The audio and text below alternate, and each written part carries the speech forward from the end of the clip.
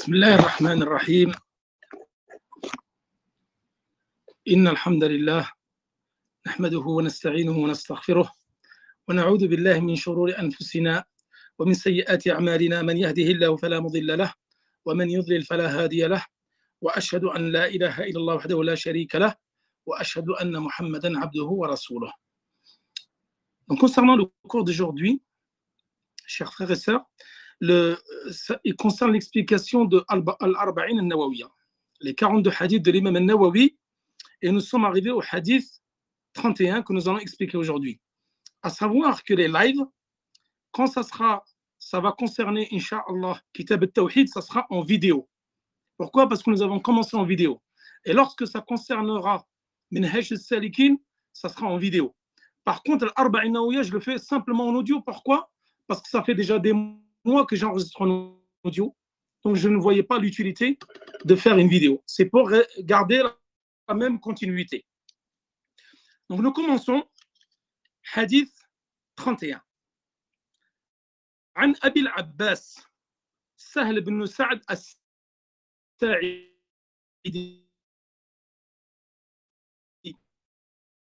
رضي الله عنه قال: أتى النبي صلى الله عليه وسلم رجل فقال: يا رسول الله دلني على عمل إذا عملته أحبني الله وأحبني الناس.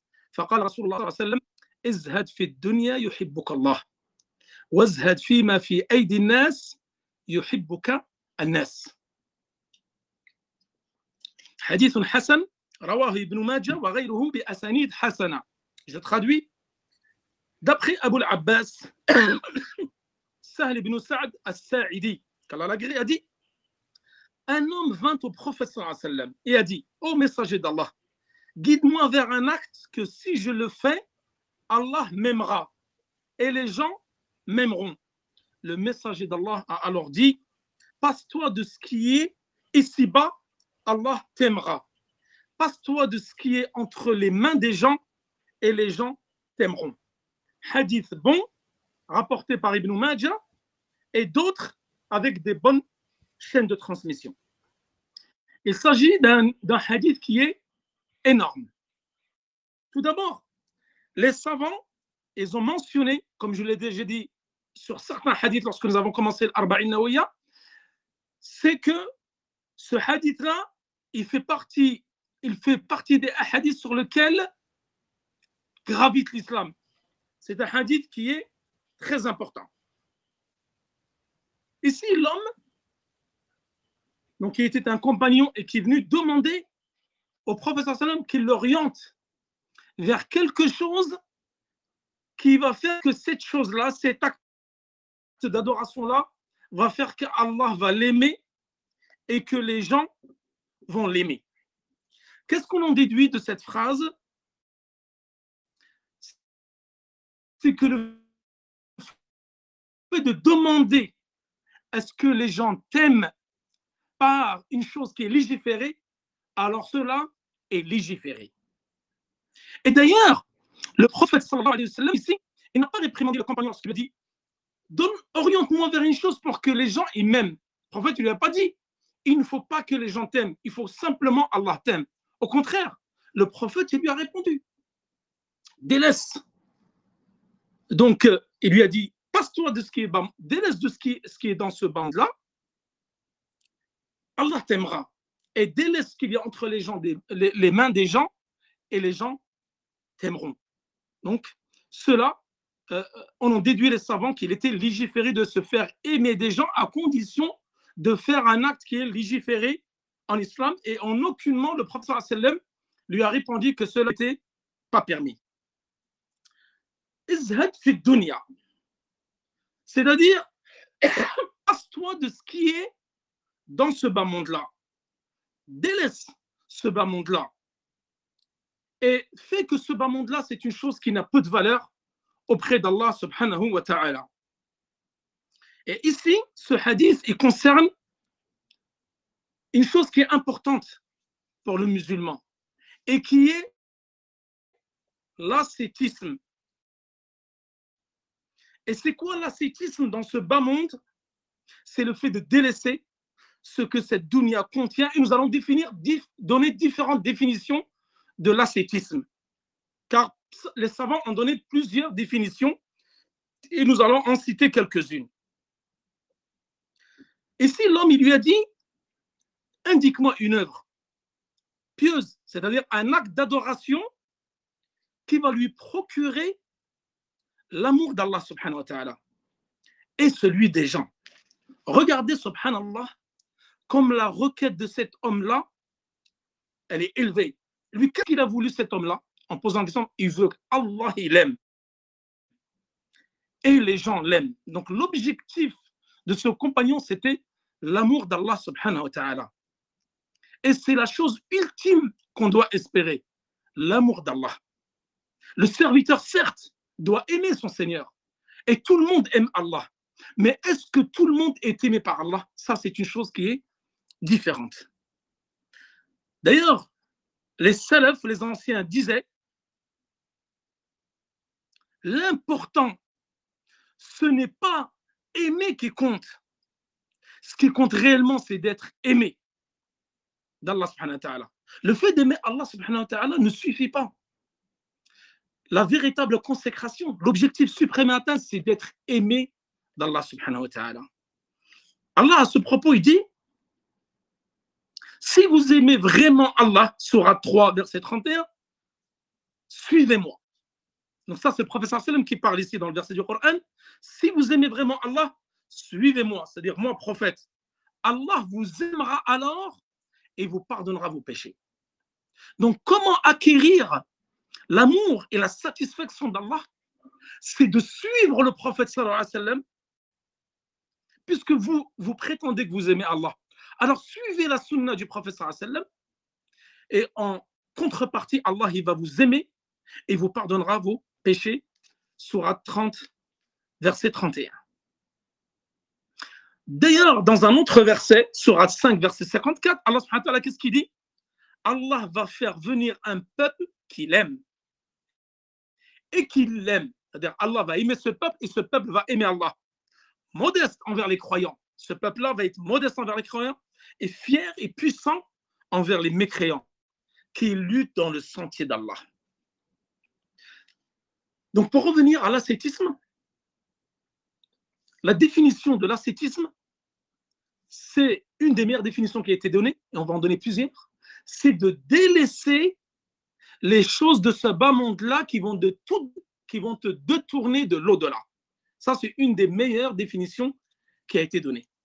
Et les savants vont partager l'ascétisme en deux catégories. Un ascétisme qui est concret et un ascétisme qui est abstrait.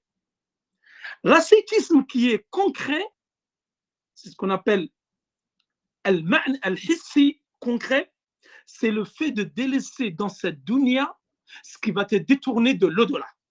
Ça, les savants disent que c'est un ascétisme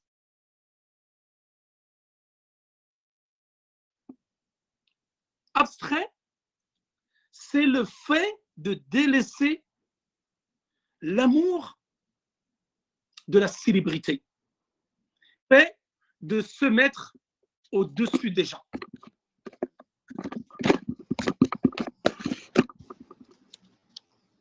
Donc ne pas vous orgueilleux, arrogant, condescendant, délaisser ça, ça fait partie de l'ascétisme. Et surtout, délaisser hubb al-shuhra, c'est-à-dire délaisser l'amour de la célébrité, de la reconnaissance. Ça fait partie de l'ascétisme abstrait.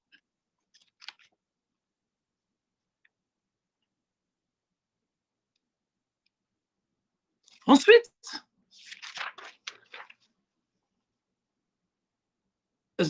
l'ascétisme ici, ouais, ça bug de temps en temps, je ne sais pas pourquoi. C'est la première fois que je vois cela. L'ascétisme, الزهد الحسي, l'ascétisme qui est concret. Dans cette vie-là, il est de trois catégories. Et il y a l'ascétisme par le fait de délaisser l'interdit. Et ça, c'est l'ascétisme qu'on appelle l'ascétisme des gens de la masse. C'est le b.a.-ba de l'ascétisme, de délaisser tout ce qu'Allah subhanahu wa ta'ala a interdit. Le deuxième type d'ascétisme, c'est de délaisser qu'on appelle al-fudul, les choses qui sont permises, mais dont on peut se passer. Elles sont permises, mais elles ne sont pas nécessaires pour le quotidien de l'être humain. Ça, c'est l'ascétisme des gens spécifiques, al-khawas. Et il y a la troisième catégorie qui est l'ascétisme de délaisser tout ce qui va te détourner de l'au-delà. Et ça, c'est l'ascétisme des connaisseurs. Et ce tartib, ce taqsim, cette distinction, elle a été rapportée par l'imam Ahmed. On dit que c'est l'imam Ahmed qui a divisé cet ascétisme en trois catégories. Donc, l'ascétisme dans ce bas monde-là, c'est d'être humble et de délaisser la célébrité, la reconnaissance des gens, et de délaisser également tout ce qui va te détourner de l'amour de l'au-delà. Allah, quand il lui a dit, le prophète Hassan, quand il a dit aux compagnons, délaisse ce bas monde-là, et Allah, il va t'aimer. Et délaisse ce qu'il y a entre les mains des gens, et les gens vont t'aimer.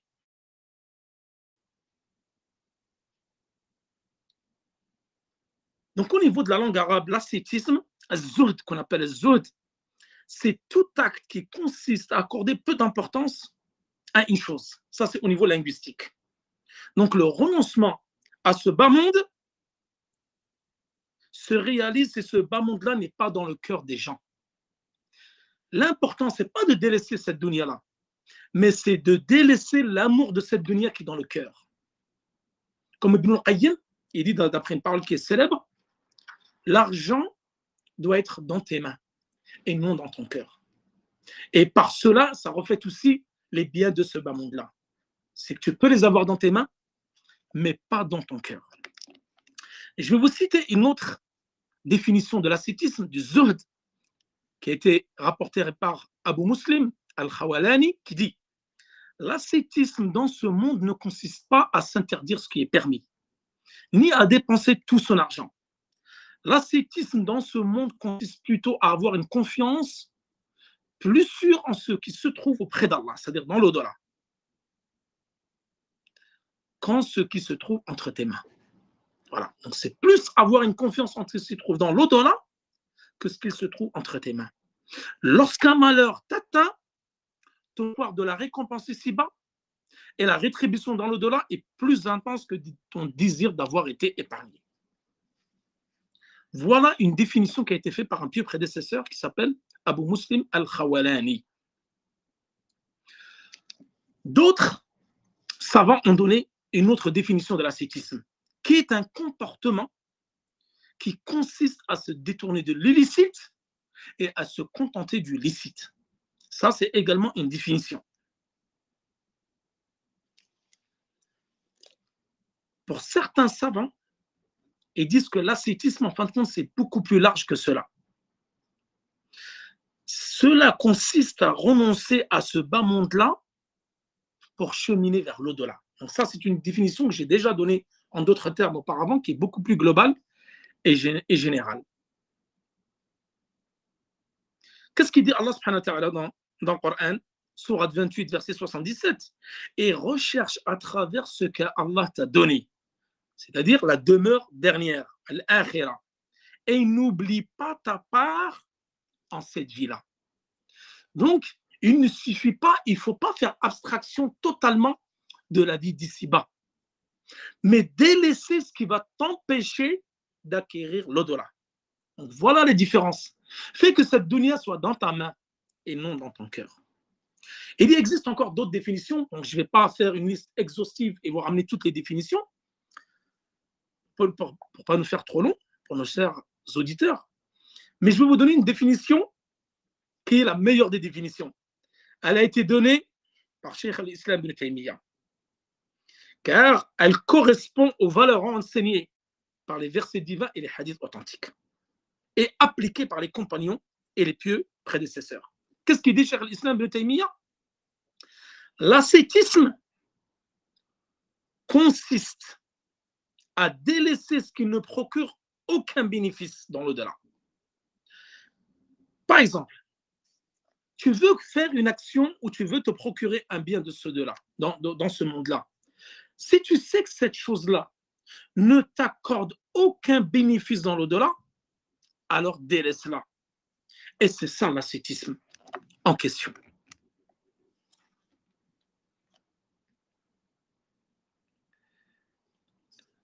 Donc, le confort matériel, ce n'est pas le fait de le délaisser entièrement, mais délaisser uniquement ce qui peut t'empêcher d'acquérir la satisfaction d'Allah et surtout l'au-delà. L'imam Ahmed, on lui a posé une question. Si un homme pouvait être ascète, est-ce qu'il peut être ascète en possédant 1000 dinars? 1000 dinars à l'époque de l'imam Ahmed, c'était énorme, c'est beaucoup d'argent. Il a dit oui, il peut être ascète avec 1000 dinars à condition de ne pas être heureux quand cet argent augmente et ne pas être triste quand cet argent diminue. Un exemple, vous avez 10 000 euros, 20 000 euros entre les mains. Vous pouvez être ascète avec cet argent-là à condition de ne pas être heureux lorsqu'il augmente et ne pas être triste lorsqu'il diminue. Très belle définition donnée par l'imam Ahmed. Une autre également parole de Hassan al-Basri qui dit, on lui a posé la question, qui est l'ascète? Il répondit, l'ascète est celui qui dit lorsqu'il voit quelqu'un, il est meilleur que moi. Donc cette attitude, elle reflète le délaissement de la vie ici-bas. Donc le prophète, pour revenir au hadith du prophète, il dit, renonce à ce bas monde, Allah t'aimera. Ici, Allah,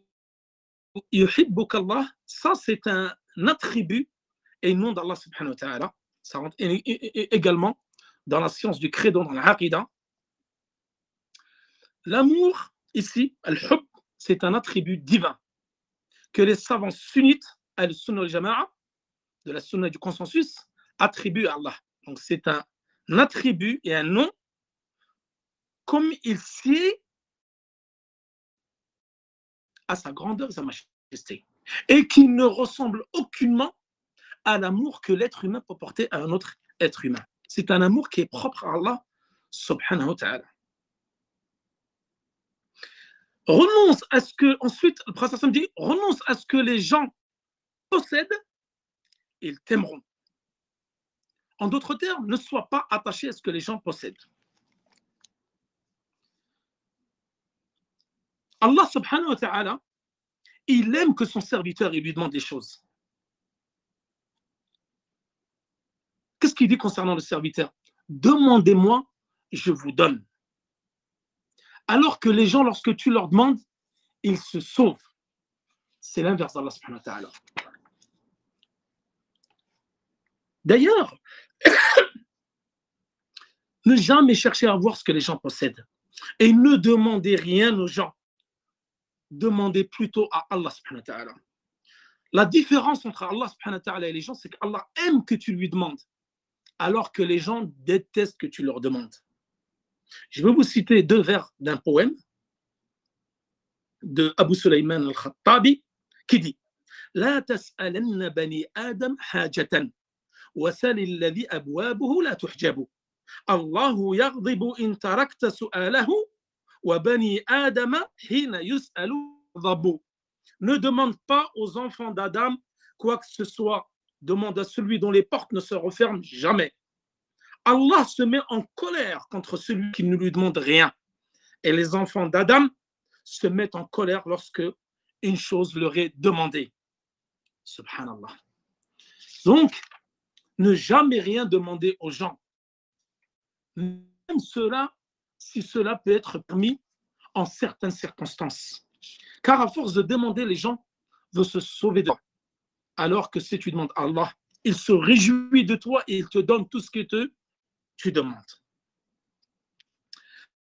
Donc voilà concernant l'explication du premier hadith, c'est-à-dire le hadith 31. Nous allons maintenant passer au hadith 32. car j'explique le hadith 31 et 32. Hadith 32, عن أبي سعيد سعد بن مالك بن سنان الخدري رضي الله عنه أن الرسول صلى الله عليه وسلم قال لا ضرر ولا ضرار حديث حسن رواه ابن ماجه والدارقطني وغيرهما مسندا ورواه مالك في الموطأ عن عمرو بن يحيى عن أبيه عن النبي صلى الله عليه وسلم مرسلا فأسقط أبي سعيد وله طرقا يقوي بعضها بعضا. Traduction. Abu Saïd Sa'd ibn Malik ibn Sinan al-Khudri, qu'Allah l'a guéri, il rapporte que le messager d'Allah sallallahu alayhi wa sallam a dit ni nuisance envers soi-même, ni nuisance envers autrui. Ça, c'est une définition qui est un peu, on va dire, biaisée. Une autre définition qui est un peu plus juste, c'est de dire, darar ici, on va le définir par préjudice. Point de préjudice, darar, et point de dommage. Hadith faible. Ici, dans certaines versions, et certains ont dit hadith fiable, rapporté par Ibn Majah, pas faible, et Daraqutni. Et Malik dans le Muwatta de façon mursal, c'est-à-dire interrompu. D'après Amr ibn Yahya, d'après son père, du prophète sallam, et il n'a pas mentionné Aba Saïd. Donc là, vous avez des chaînes de transmission qui renforcent l'une l'autre. Donc là, un peu de Mustalah al-Hadith, l'essence du hadith. Ce hadith en introduction de Sa'd ibn Malik ibn Sinan, il a été rapporté par deux voies. D'un point de vue de la chaîne de transmission. Parce que d'un point de vue de la narration, c'est le même hadith. Une voie qui est liée, c'est-à-dire qu'elle remonte marfou', muttasil, elle remonte jusqu'au prophète sallallahu alayhi wa sallam, de manière ininterrompue. Donc, du compagnon ou du tabi'i au compagnon au prophète sallallahu alayhi wa sallam. On dit que c'est un hadith muttasil, marfou'. Et une autre voie, telle qu'il a rapporté l'imam Malik, elle a été interrompue. Le hadith n'est pas mentionné ici, Aba Saïd et Abu Saïd. Il n'a pas été mentionné dans la chaîne de transmission qui a été rapportée par l'imam Malik dans le Muwatta. Et c'est ce qu'on appelle le hadith mursal, c'est-à-dire interrompu dans la chaîne de transmission. Ce hadith-là, mursal, il a été rapporté par un tabi'i. Tabi'i, c'est qui? C'est celui qui n'a pas vu le prophète sallallahu alayhi wa sallam. Ce sont ceux qui sont venus les successeurs des compagnons. Donc, et ce tabi'i va faire mention du hadith en disant Allah Rasul sallallahu alayhi wa sallam, le prophète a dit, mais il ne mentionne pas le compagnon. Donc, nous disons que ce hadith, dans sa chaîne de transmission, il y a une interruption, et donc il ne fait pas mention du compagnon. Mais il y a différentes chaînes de transmission et différentes voies qui vont se renforcer les unes et les autres. Et d'ailleurs, à ce propos, ce hadith, l'imam al-Albani, il l'a jugé bon. Hadithun Hassan. Et Nawawi également l'a jugé bon. Donc, la moindre des choses concernant le jugement de ce hadith, on dit qu'il est bon. Mais min jihatil ma'na, c'est-à-dire au niveau du sens du hadith, la darara wa la dira, c'est-à-dire point de préjudice et point de dommage. On dit que le sens est vrai. Pourquoi?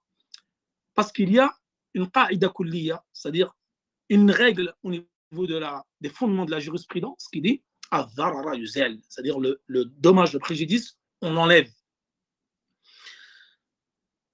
Là, d'ailleurs, l'imam Malik, il dit que ce sanad, il est certain qu'il remonte jusqu'au prophète sallallahu alayhi wa sallam. Et l'imam Ahmed, c'est-à-dire qu'il utilise ce hadith comme preuve en disant qu'on son sanad, il remonte jusqu'au prophète sallallahu alayhi wa sallam. Là, concernant maintenant l'explication de ce hadith, la dharara wa la dhirar, point de préjudice ni de dommage. Donc là, dharar et dhirar, il y a des savants qui disent ces deux mots-là, ce sont des synonymes qui veulent dire la même chose. C'est-à-dire les deux phrases ont une seule et même signification. Et en fin de compte, ça a été répété 2 fois. Donc, point de préjudice ni de dommage. Ce sont juste 2 synonymes, mais qui veulent dire la même chose. Mais par contre, la plupart des savants disent que l'avis le plus juste, c'est que chaque phrase a un sens différent de l'autre.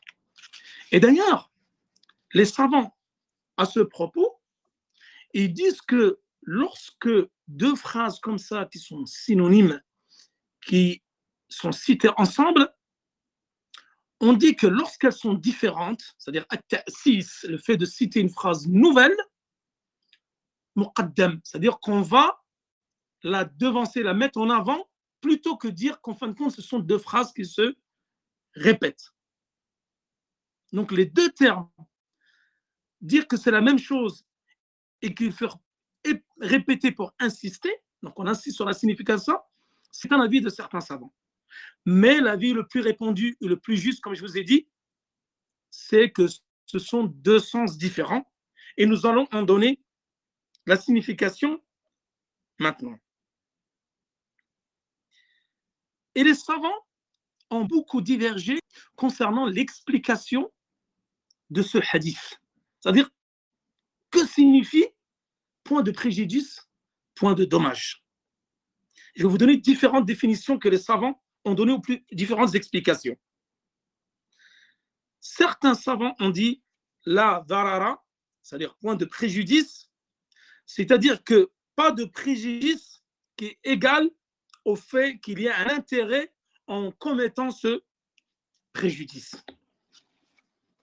C'est-à-dire, d'abord, les gens au niveau linguistique, les linguistes, les gens de la langue arabe, ils disent que varar ici, cela veut dire le nom, c'est un nom.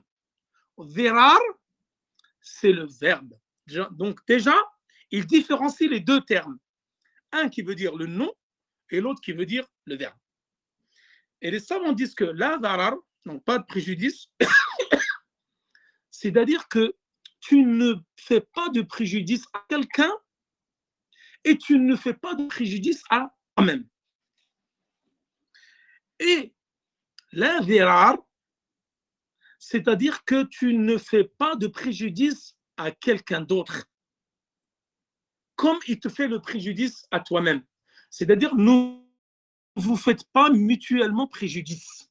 Lui te fait un préjudice et toi, tu lui fais un préjudice. Ça, c'est la signification de dhirar. Alors que dharar, ça veut dire ne commets pas de préjudice à quelqu'un ou ne rende pas le préjudice, ne commets pas de préjudice à toi-même. قال الخشني القرطبي المالكي, un savant maliki, qui dit dharar ici, c'est le fait de le faire, donc de faire porter préjudice à quelqu'un en ayant un bénéfice pour toi-même et qu'il y ait un préjudice à ton voisin. Un exemple. Tu as un voisin, une maison, tu décides d'ouvrir la fenêtre parce que tu as trop chaud, par exemple, tu veux laisser échapper de la fumée ou autre. Pour toi, c'est un intérêt. Et si tu as un bénéfice à ouvrir cette fenêtre.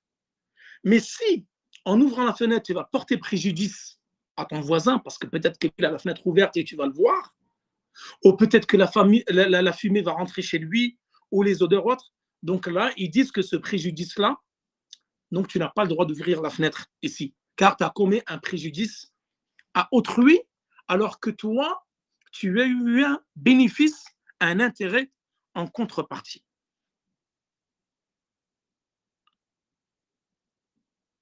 D'autres disent, ad-darar, c'est le fait de commettre un préjudice à ton voisin ou à quelqu'un, alors que toi, tu as un intérêt à faire cela. Et dhirar, c'est le fait de commettre une injustice, un préjudice, sans que toi, tu y gagnes un intérêt ou un bénéfice en contrepartie. Tu fais du mal aux gens, alors que toi, tu n'as rien à gagner en contrepartie. Alors que dharar, tu peux ouvrir la fenêtre, toi, tu gagnes un bénéfice à cela. Mais lui, il ne gagne pas forcément un bénéfice en contrepartie. Les savants disent qu'il n'est pas permis aux musulmans de se faire préjudice à lui-même, comme il n'est pas permis de faire de préjudice à autrui. D'ailleurs, cette négation, la darara, point de préjudice, elle concerne deux volets. Elle va porter sur deux volets. Sur le plan du culte, dans le culte, c'est-à-dire dans la loi, dans la législation musulmane, Allah n'a institué aucune adoration qui va porter préjudice au Seigneur, au serviteur, pardon. Allah subhanahu wa ta'ala nous dit qu'il nous a facilité cette religion et qu'il n'y a pas de difficulté dans cette religion. Cette religion d'ailleurs est facilitée. Donc tout ce que Allah subhanahu wa ta'ala a institué comme devoir, obligation et adoration, il n'y a aucun préjudice pour l'être humain. La preuve, c'est que le malade, s'il ne peut pas prier debout, il prie assis. Il n'y a pas de préjudice pour lui. Il ne peut pas prier assis, il prie sur le côté. La femme qui est enceinte, qui ne peut pas jeûner, il n'y a pas de préjudice. Elle mange. Le voyageur qui ne peut pas supporter le jeûne, il mange. Donc Allah nous a donné des facilités en toutes circonstances et en tout temps, en tout lieu. Donc tout ce que Allah nous a établi comme adoration, comme obligation, et nous a écarté de tous les interdits, c'est pour ne pas nous porter de préjudice. Ensuite, le deuxième volet, c'est le préjudice sur le plan des transactions sociales. C'est-à-dire al-mu'amalat bayn al-nas. Là aussi, également, tout préjudice, tout dommage est exclu. C'est-à-dire qu'ils viennent d'Allah subhanahu wa ta'ala ou des serviteurs. Alors, par exemple, les lois qui sont relatives au mariage, aux ventes, etc., il ne doit pas avoir de préjudice les uns envers les autres. Qu'est-ce qu'il dit Allah subhanahu wa ta'ala? Mais ne les retenez point pour leur relation conjugale entre l'homme et son épouse. Verset 231, sourate 2. Au sujet de l'allaitement, qu'est-ce qu'il dit Allah subhanahu wa ta'ala? La mère n'a pas à subir de dommages à cause de son enfant, ni le père à cause de son enfant. Sourate 2, verset 233.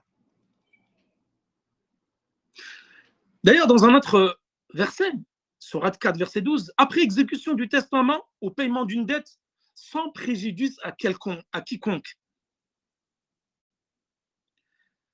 Donc là, le préjudice, il n'y a pas de préjudice ni dans la relation entre les êtres humains, ni dans les adorations, ni dans le fait de délaisser les interdits, ni dans les transactions commerciales, ni dans les relations entre les époux et autres. Donc là, le préjudice et le dommage. Y a-t-il une nuance entre les deux? On a dit préjudice, dommage. Les savants divergent concernant les définitions de ces deux termes. Pour certains, ces termes-là sont des synonymes, qui veut dire dommage et préjudice, ça veut dire porter atteinte à autrui.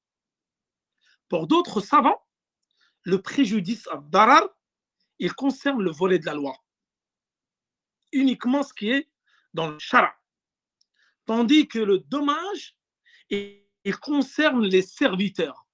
Donc les savants font une distinction entre les deux. Préjudice, ça concerne la loi, et le dommage, ça concerne les serviteurs.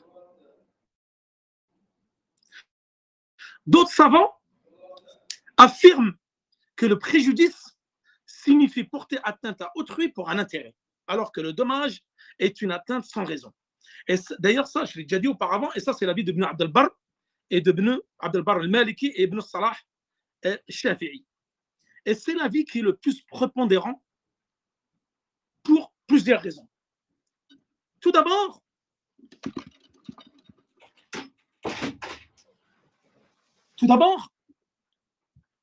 les savants ici, les textes qui ont été employés, c'est-à-dire dans ce hadith, c'est deux termes différents.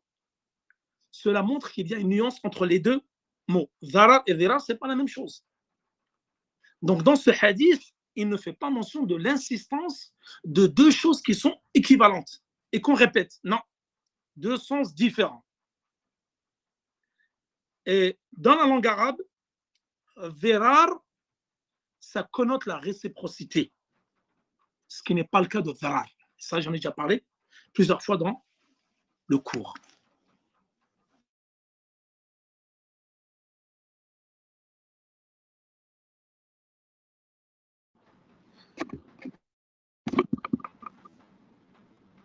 Oui, excusez-moi, il y a eu un bug.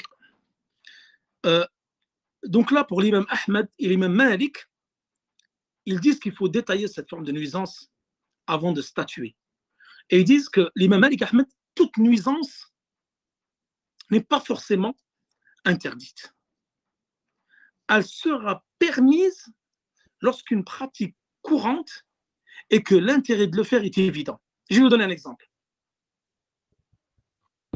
Quand on fait des travaux, maintenant nous devons faire des travaux chez nous. Ces travaux vont forcément déranger le voisin avec le bruit, l'odeur ou autre. Mais nous sommes contraints de faire ces travaux-là. Donc là, dans cette circonstance-là, nous n'allons pas dire que la nuisance est interdite. Car demain, je ne sais pas, ta porte est cassée, ta fenêtre est cassée et tu dois la réparer. Tu vas ramener des ouvriers chez toi. Tu vas forcément faire du bruit. Tu dois percer un mur, car tu es obligé de faire cela. Ça peut porter de la nuisance à autre, mais c'est un cas où tu es obligé de le faire. Donc, ne disons pas que toutes les nuisances sont interdites. Certaines peuvent être permises dans certains cas. Donc, voilà concernant l'explication de ces hadiths, donc pour ne pas faire trop long. Et d'ailleurs, pour finir, toujours avoir en tête, avant de porter préjudice à quelqu'un, la yu'minu ahadukum hatta yuhibba li akhihi ma yuhibbu li nafsihi. C'est-à-dire que nul d'entre vous ne sera véritablement croyant avant qu'il n'aime pour son frère ce qu'il aime pour lui-même. Donc toujours avoir ces hadiths à l'esprit que nous avons déjà expliqués dans les hadiths précédents. Et voilà, dire que le préjudice